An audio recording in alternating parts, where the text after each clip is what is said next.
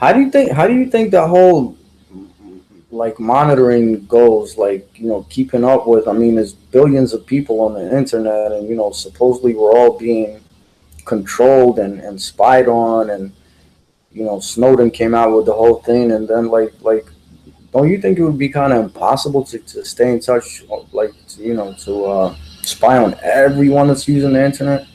Or do you think they have softwares that Yeah. kind of break everything down for them? Yeah, I think they do. I think they use the algorithms, and it kind of saves all the work. And they just have such raw computing power in these, you know, data mining centers. And you know, when they use these algorithms, I think it's pretty efficient.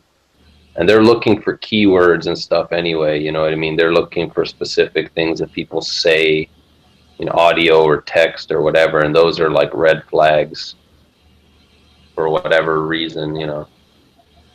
Yeah, but then they have like 12-year-old girls committing suicide live on the net, man, and no one does anything about it. Oh, it's crazy. Have you ever seen that, man? I seen like literally a 12-year-old kid, man, freaking hang No, herself. my This God, that's 12-year-old, terrible. 12, yeah, hangs herself. And what was really terrible about it, that people in the chat are like encouraging her, like, do it, you're not gonna do it.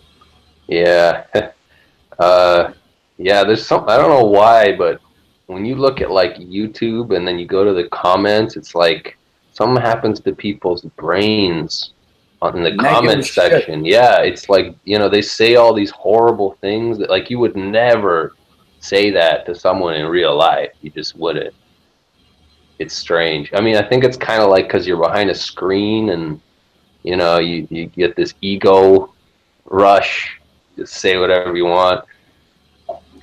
We call them cyber thugs, but really, you know, you touched on a very, very important subject, I think, because it's like, you know, what makes a person, you know, want to be so evil? Is it self-confidence? Does it come from abuse? You know what I mean? Like, it's like mind-boggling, man. It's like, what the hell is going on in people's brains? Why can't we be more kind to one another? Like, it's weird to even say I love you, or like, you know, like nice things, man. Like, people get weirded out, especially in America, man. Like in Ukraine, it's very different, man. Where, you know, we have no problem with giving you a hug and saying I love you and things like that. And it's like here, it's like taboos. Like, oh my god, like you're soft or you're weird or whatever. Like, you know what I mean? I do, yeah.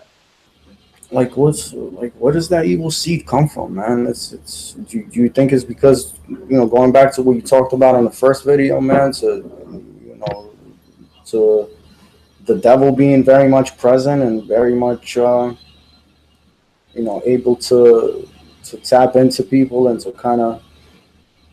Yeah, I think there's an aspect of that, especially when it's like um, somewhat involuntary, like people having anger issues and stuff that they're not able to exercise self control anymore, and there's just something hopping into them and taking control of their words. But I think also this people's conscience has been desensitized, you know, just like constant bombardment of negativity, and people just get numb. They don't want to feel anymore, you know. It's weird because, you know, I was raised. I came to America when I was almost 12, and I was raised in a post-Soviet era, and, you know, times were rough, man. Times were, you know, we used to, our currency used to be these literal, like, they would give you a sheet of coupons that you would have to cut out and, you know, go and pay, and then the stores were for miles and miles to come, you know, and murders were covered up like nothing, and racketeering, and, you know, all these things were going on. You know, there was, Hmm. you can always, almost always, you know, see a body on the street, or, you know, like crazy things like that.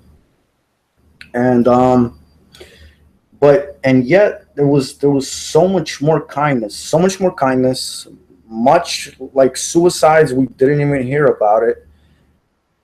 And like, I come over here, and everybody's just like freaking wants to be mean and wants to put you down, and like anything small happens, they want to commit suicide. And Hmm.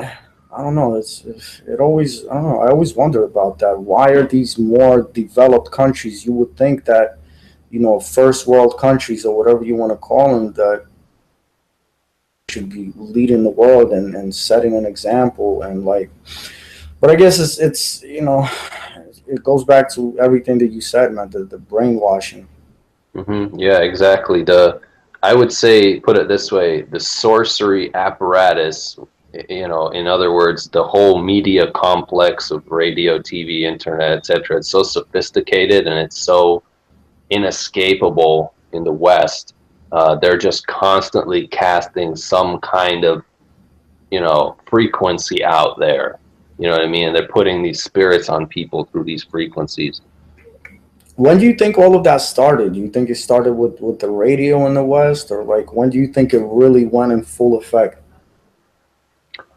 It's all based on ancient, um, craft of sorcery. And, in the past, like what we would think of as simple, like theater or just paintings or drawings or even symbols, in the past, that was considered like media today, Mhm. and it was through symbols and themes and frequencies and music that there were always, um, spirits cast over people because people kind of would let their guard down, and then there's a symbol is attached to something, especially certain symbols like the flag of Israel. Mhm. Like you got the six-pointed star, right? So that's, do you know what that is? Yeah, absolutely, of course. Yeah, so that's like the Star of Moloch, right? So Yeah, that's a really, please explain it, man, as much as you can, because I'm sure people will love to hear about this.